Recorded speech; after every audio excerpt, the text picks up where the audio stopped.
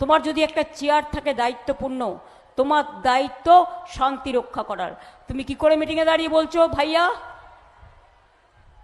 हमारा बहुत मोहब्बत है आपका लिए, आप अच्छा रहे सुस्त रहे,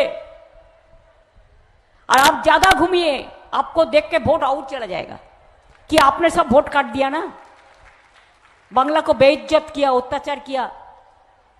জিজ্ঞেস করুন আপনি কি করে দাঁড়িয়ে মিটিংয়ে বলছেন যে ঝুলিয়ে দেওয়া হবে পা ওপরে আর মাথা নিচে।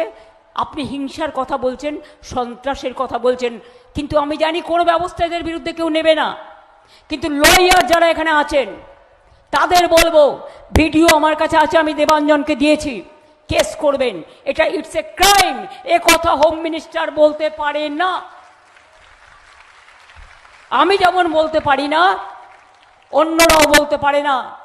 আইন সবার জন্য এক, কোনো কমপ্লেনের আমাদের গুরুত্ব দেয় না। সব তৃণমূলকে গ্রেপ্তার করতে হবে, সব তৃণমূলকে পেটাতে হবে, সব তৃণমূলকে লড়তে হবে। তাহলে জেনে রাখুন ঘরে ঘরে আমার তৃণমূলের জোড়া ফুল আছে, তোমাদের তো কিছু নাই।